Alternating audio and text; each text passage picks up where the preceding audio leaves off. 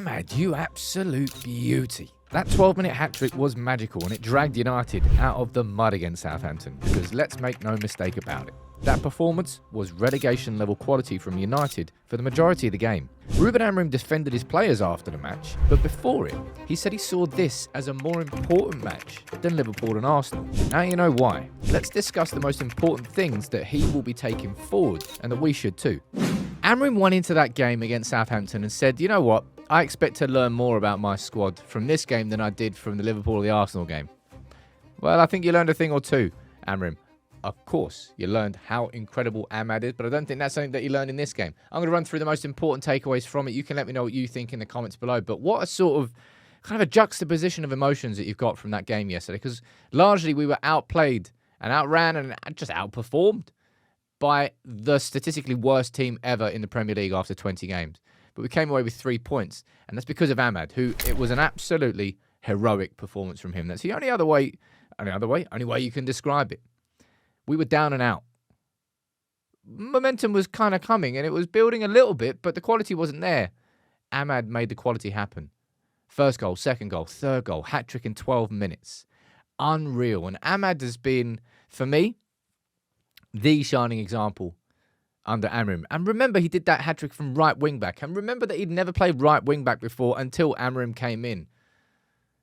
Yet he just looks like our best right wing-back, our best right attacking midfielder, and probably our best player this season. He's been fantastic. Amorim still wants him to improve, still going to be geeing him up and coaching him to be better, but just at a time where there are just so few of these United players that you can trust to deliver against Liverpool and Arsenal, and then against, equally as importantly, against Southampton or anybody else, or Ipswich, Ahmad delivers every single week. A testament to his mental approach to games and how others need to follow the examples that he's set, because I tell you what, the majority of that game was a relegation level performance from United. Right? There's no other way to describe it. Amorim speaking after the game about how much better the football needs to be. And you look at how Southampton approached that game. They've had an awful season. As I said, they are the worst. They haven't scored a corner in the Premier League this season until you play United.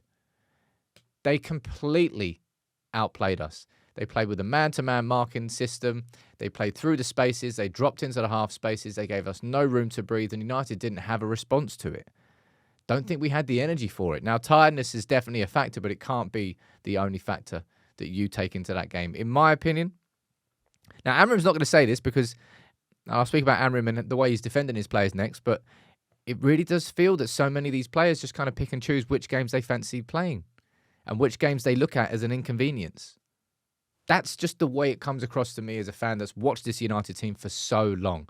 Now, Amorim, of course, is continuing to learn about these players, and he is taking...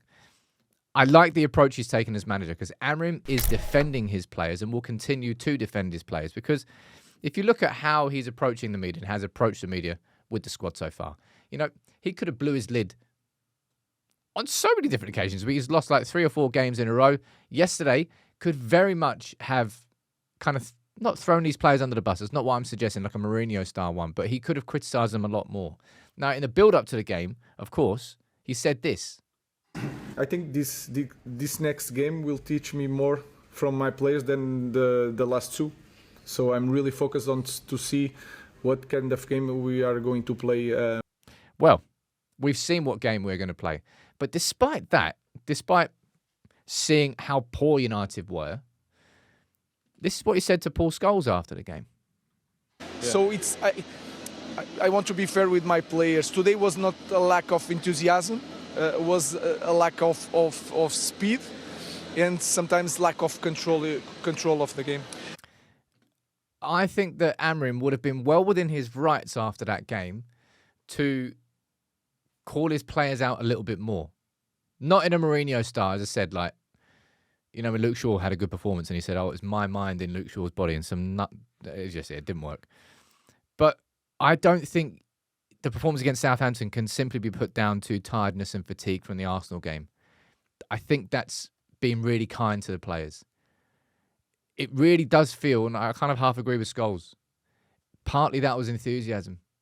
Enthusiasm for that game.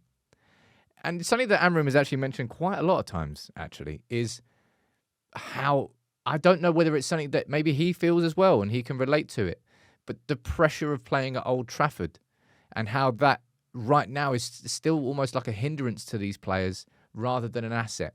Remember, this is a squad which, quite a few of them, went undefeated for an entire season at Old Trafford under Erik ten Hag. And it goes to show you how quickly it can change. But I like Amorim's approach, and I think this is why the players will believe in him. Because he's taken the bullets for them in the press, and he's not really dragging them down. He's defending them, and in situations where I think he would have been perfectly entitled to criticising them a bit more. And I think that's probably going to help build even more of a relationship between Amorim and his squad. Now, next up on the list, I want to speak about Zirkzee and Hojlund and the sort of the contrast of those performances. Because when Zirkzee came off the bench, he changed the game. Ahmed was man of the match for me, but Zirkzee changed the game. Because Rasmus Hojlund, this is his second season now. And in the second season, after you've settled a bit and you need to develop your game in a Manchester United shirt, we all know about the pressures of the first season and how that can sometimes hinder players and just they can't come out of their shell. Hojlund is not playing smartly in that role. What you saw when Zirkzee came on, of course, Zirkzee's a bit bigger and a bit stronger, but Hojlund's no pushover. He needs to use his body better. He needs to have better IQ.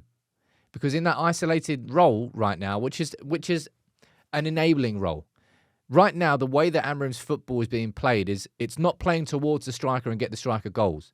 It's use the striker to bring others into play. And that's where Zirkzee nailed it against Southampton. Made a big, big difference. The cojones, bro. That photo will always crack me up, I think. That's going to be one of my favourite photos this season.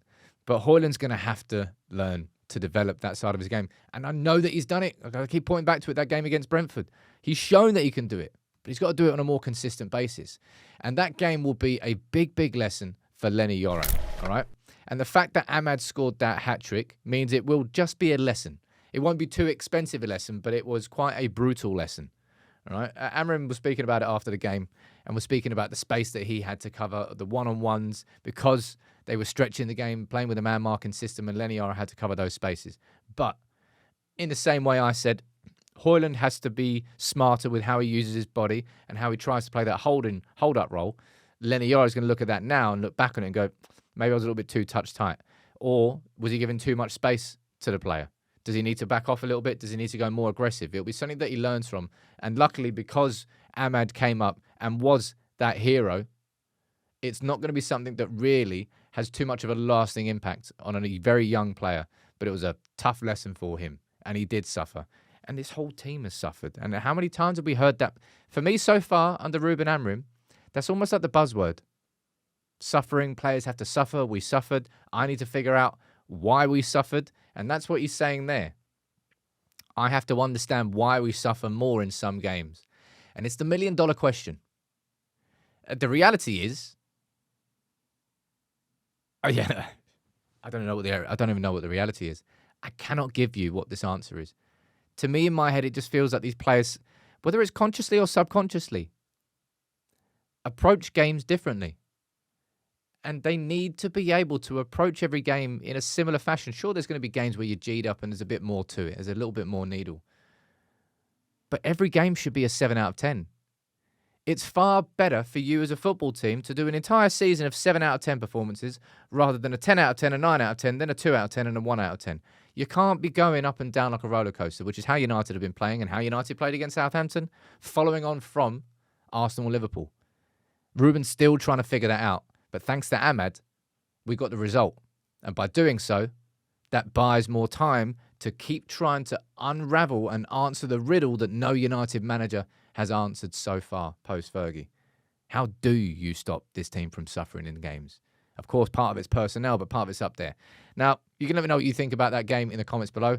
It's, as I said, it's a bit of a weird contrast, that game. The glory and the awesomeness of that hat-trick from Ahmad at the end on an individual basis, but largely how awful United were against the worst team in the Premier League for the majority of the game.